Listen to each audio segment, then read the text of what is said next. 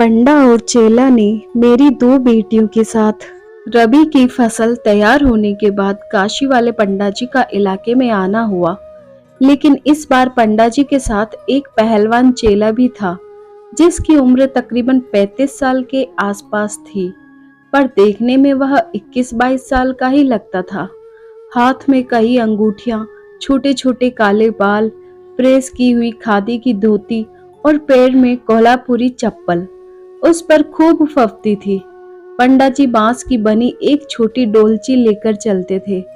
डोलची के हैंडल के सहारे दो छोटी छोटी गोल रंगीन शीशियां बंधी रहती थी। पंडा जी बड़ी सावधानी से शीशी खोलते और बहुत ही थोड़ा जल निकालकर यजमान के बर्तन में डालते। इसके बाद पहलवान चेला शुरू हो जाता। यह प्रयाग का गंगा जल है। पंडा जी ने नवरात्र के समय मंदिर में इसे कठिन साधना के साथ मंत्रों से पढ़ा है। इस गंगा जल में शुद्ध जल मिलाकर घर के चारों तरफ छिड़क दे। इसके बाद सारा उपद्रव शांत हो जाएगा, बाल बच्चे खुश रहेंगे और यजमान का कल्याण होगा।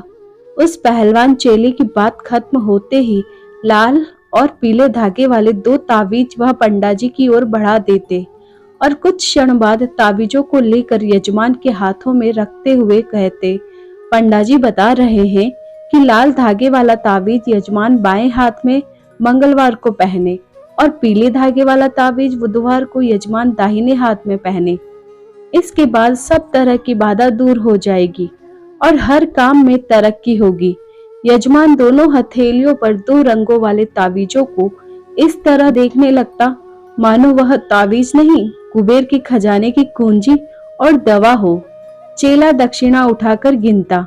अगर वह 51 रुपए होती तो चुपचाप पंडा जी की दाहिनी जेब से पर्स निकालकर उसमें रख देता, और अगर पैसा इससे कम होता तो कहता, यह तो नवरात्र का खर्च भी नहीं है, लौट कर भी तो अनुष्ठान करना होगा। तब यजमान कुछ रुपए निकालकर चेले को बढ़ा देते। चेला नोटों की गिनती किए बिना पर्स के हवाले कर देता। पंडा जी यजमानों द्वारा दी गई दक्षिणा के हिसाब से ही अपना कीमती समय देते थे, पर वे माई के घर पर घंटों आसन जमाते। माई बहुत दिनों तक परदेश में रही थी और उनकी तीनों कुंवारी बेटियां भी देखने में खूबसूरत थी। पंडा जी के गांव में पधारते ही माई के दरवाजे पर उनके आसन का इंतजाम हो गया था। तीनों बेटियां भी अच्छी तरह रात सज संवर कर तैयार हो चुकी थी। पंडा जी के पहुंचते ही माई ने उनकी आवभगत की। पंडा जी आसन पर बैठने ही वाले थे कि एक लड़की ने आकर उनके पैर छुए। उन्होंने पूछा, हाँ, क्या नाम है? जी, संजू। कुंभ राशि कन्या के लक्षण तो अति विलक्षण है। यह तो पिछले जन्म में राजकन्या थी। कुछ चूक हो जाने के चलते इसे इस कुल में आना पड़ा, तभी तो यह इतनी सुंदर और चंचला है। सुंदर और चंचला शब्द सुनते ही संजू के गाल और भी लाल हो उठे और वह रोमांचित होकर पंडा जी के और करीब होने लगी। तभी दूसरी लड़की रंजू ने कहा, पंडा जी, इसको घरवर कैसा मिलेगा? इसकी शादी कब तक होगी? हम तो इसी चिंता में परेशान रहते हैं। इस साल ही इसके हाथ पीले होने का कोई जतन बताइए ना। रंजू की बातें सुनकर पंडा जी चेले की ओर देखने लगे। संजू के यौवन में भटकता चेला अचकचा कर पंडा जी की ओर देखता हुआ कुछ पल चुप रहने के बाद बोला, बीते सावन में इसके हाथ से जो सांप मर गया वह कुल देवता था।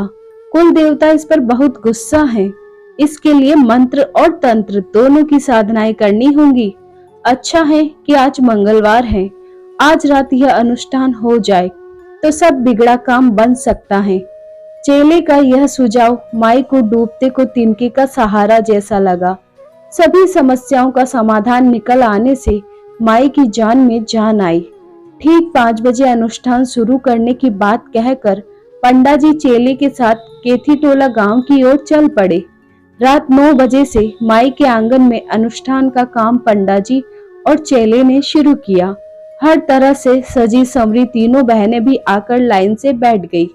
कुछ देर तक मंत्र पढ़ने के बाद आग जलाकर उन्होंने माई के साथ साथ संजू, रंजू और मंजू को भभूत मिला प्रसाद खाने को दिया। इसके बाद चेले ने वहां मौजूद पास पड़ोस के लोगों को बाहर जाने का इशारा किया। इशारा पाते ही सभी वहां से चले गए। फिर उसके बाद रात में क्या हुआ गांव वालों को इसका क्या पता। अगली सुबह माई के घर में हाहाकार मचा हुआ था।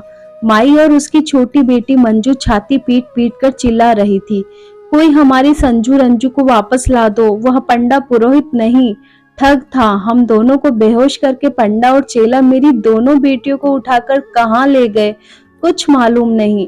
हमारी बेटियों को वापस ला दो, उन्हें बचा लो। गांव वालों को माजरा समझते देर नहीं लगी।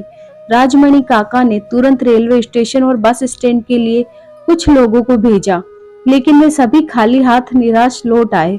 तब पुलिस में मामले को ले जाया गया, लेकिन नतीजा वही डाक के 3 पात।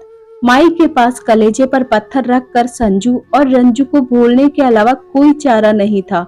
इधर उन दोनों बहनों ने समझदारी से काम लिया।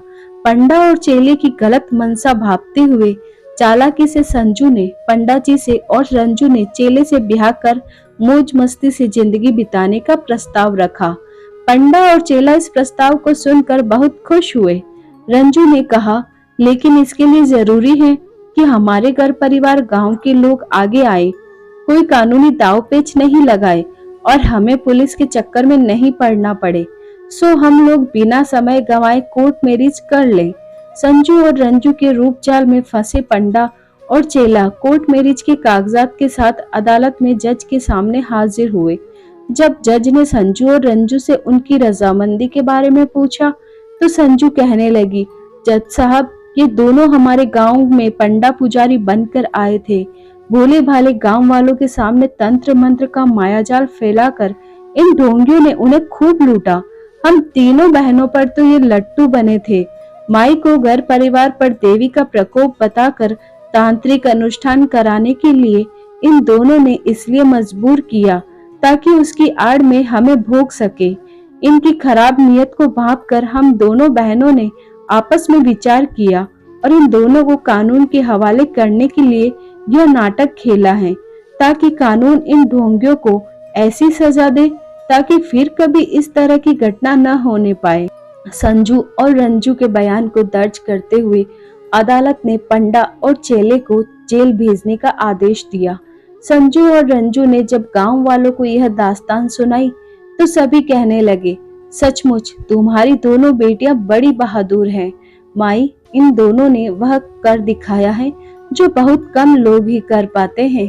पूरे गांव को इन पर नाज है। माई की आंखों में भी खुशी और संतोष के आंसू छलछला रहे थे। धन्यवाद। दोस्तों, आई होप आपको ये कहानी पसंद आई होगी।